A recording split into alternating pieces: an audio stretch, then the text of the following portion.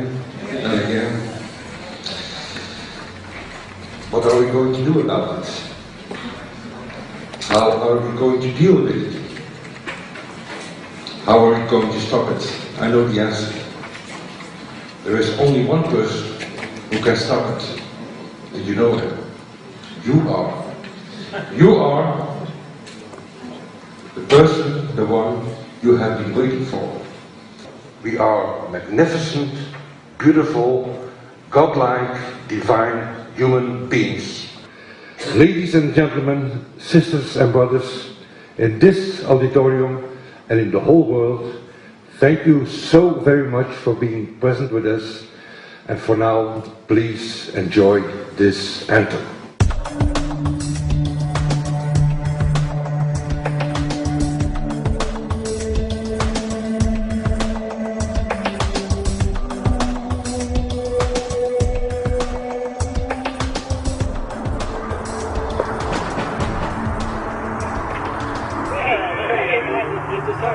Hey, good to see you.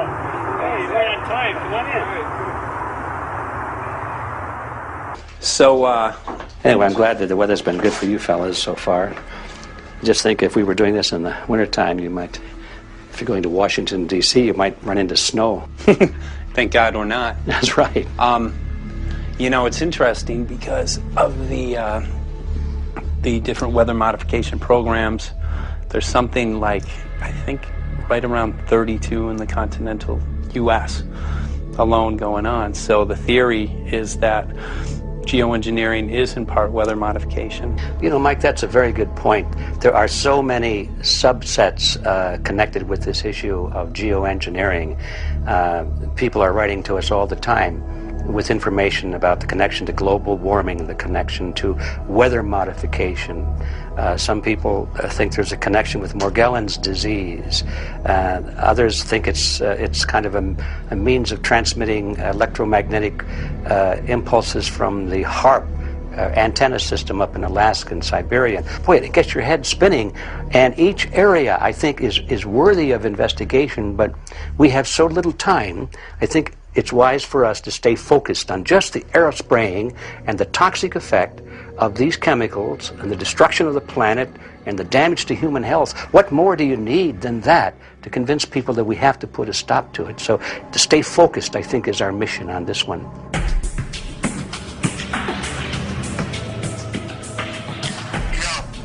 Jeremy, we had an idea. We know that you know the political system real well. Our idea was this: we have a ton of data and information that we've collected throughout our travels, and you know, we really think a good way to end the film would be addressing this to elected officials, some of the senators. So we were wondering this, if you might be able to come and kind of help us out and perhaps show us the way in how to get this done politically. But it sounds like a really good idea, and I'm also going to get to in terms of researching who it is that we should really focus on talking to about this. At the very least, if we could make it impossible for them to claim that they don't know at this point, we can strip away their plausible deniability that they haven't heard of the data that points to geoengineering stratospheric aerosol operation already going on. At the very least, it should be very interesting to go to District of Criminality and put some people on alert. Yeah, you have a lot of enemies in Washington. That's where all the power comes together and the money, you know. So there are people there, I'm sure, that just don't want us to do this job. But I'm glad you're going, and you'll find out.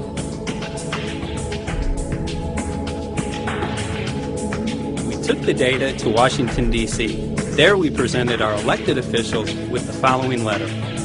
According to the 5th article of the Bill of Rights amending the Constitution for the United States of America, no person shall be deprived of life, liberty, or property without due process of law. But the daily spraying is depriving all persons living within the United States of life, health, liberty, and integrity of our common and private property without due process of law. As a representative of the people of the United States of America, we insist that you do everything in your power to protect us and immediately put a stop to geoengineering spraying at once. There exists no justification, legal or otherwise, to poison the planet and its inhabitants. Now suppose that space aliens arrived on, maybe they're going to land at the UN headquarters down the road here, or maybe they'll pick a smarter spot. But suppose they arrive and they give you a box. Suppose they arrive and they give you a box, and the box has two knobs. One knob is the knob for controlling global temperature, maybe another knob is a knob for controlling CO2 concentrations. You might imagine that we would fight wars over that box, because we have no way to agree about where to set the knobs. No global governance, and different people will have different places they want it set. Solar engineering is like chemotherapy. No one wants it. But we all want the ability to do chemo and to understand its risks, should we find ourselves with dangerous cancer. How long does it last up there? The lifetimes are years. What, years? A couple years. And then it what, precipitates out, or Yeah, that's correct. no toxic side effects that we know of? The thing we always wonder about is the unknown unknown. Yeah. So if you're thinking about, say, the acidification, it's clear that's not a problem. There's several studies that showed that. Right. But of course the concern here is with so little research, there may be some unknown that comes out of left field that bites us. My name's Mike Murphy. I'm a filmmaker in from Los Angeles. We're covering an issue called geoengineering. Okay, thanks guys. Senator, a quick question about the issue of geoengineering. I'm afraid I don't know what you're talking about. And wondering if you were supportive of geoengineers' proposals of spraying 10 to 20 million tons of aluminum into the atmosphere. I should really get a briefing paper on it before I give an opinion. Oh, not a problem. Are you aware of the issue? Not completely. At all? Okay. Do you have a letter from constituents, and people have concerns? Yeah, what's the... We're making a documentary about the I don't know, you guys have credentials to be here? Yes, we do. We pass through security as well. Endowed by our creator. I think so. Please don't Put that. Please don't touch my property. You're lying. No, why? What did we lie? What did we lie about, sir? No, we're not. What are we lying about? Lying about what? It's a little unusual, huh? I haven't heard that. You're not aware of it? And it appears that these programs have already been deployed. You know, I haven't looked at that proposal, and so, why don't you let me review it? I can do that. Are you aware of? Actually, I'm going to go.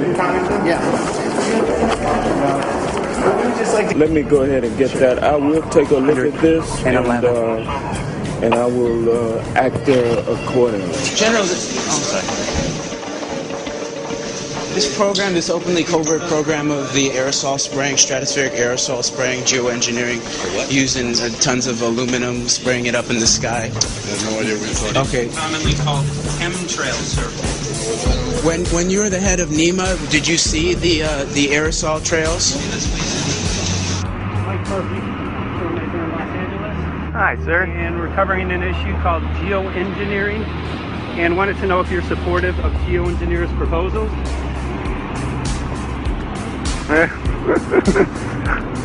Congressman? Hey, Congressman. I'm wondering if you're supportive of geoengineers' proposals, which is dumping 10 to 20 million tons of aluminum into the atmosphere. Pardon? Okay. You make an appointment to my office. I'm not supportive. I haven't looked at it so I don't. Have you heard of the issue? Because it's becoming mainstream in public, and there are actually congressional committees which are being formed to talk about these programs. Mm-hmm. Yeah. Well, I think when we drop anything into the atmosphere, we should know prior to the effect of that, right? Yes. And if we don't have the knowledge as to what the effect will be, we shouldn't do it. I think there are 4 different options for thinking about deployment of geoengineering. The first one would be we just ban it. I would argue that one does not want to get too firm a restriction in place on small-scale studies early on because it'll tie the science hands. I think what the science community ought to be trying to do is say, if you do small-scale stuff inside this space, and it's a scientific question what that space ought to be, there shouldn't be a lot of oversight and restriction. Congressman? Excuse me. Hi, I'm Mike Murphy from Los Angeles, covering an issue called geoengineering. These guys are running from the geoengineering issue. I wonder why. I'd have to talk to my staff. I don't know what your details on that are. Have anyone made you aware of the issue, or? Sir? Congressman, your committee talked about geoengineering last November. Are you in support of those proposals? I'd love to give you a paper. Geoengineering? You know nothing about the geoengineering issue? Never heard of it. They call it geoengineering, but... yeah, I never heard of it. It's nothing I've ever heard anything about. When we looked up in the air today outside DC, we saw this stuff going on. Quickly, have you heard of geoengineering? No. The proposal is to shoot 10 million tons of metals into the air. This committee, Science and Technology, covered it for the first time. No, I've never heard of it. So we were very concerned. We spoke with Congresswoman Watson's office, and her press secretary, Ms. White, was familiar with Representative Kucinich's Space Preservation Act, which mentioned chemtrails and the weaponization of the atmosphere in space, and then it was pressured to be taken off the bill. Did you see the aerosol spraying going on today over the Capitol? Congressman? Geoengineering carries with it a tremendous range of uncertainties, ethical and political concerns, and the potential for catastrophic environmental side effects. He's not one to do interviews very often, so not unless we usually really pressure him into it. Okay. So don't, all that is, don't hold your breath. As chairman of the Committee of Jurisdiction, I feel a responsibility to begin a public dialogue and develop a record on geoengineering.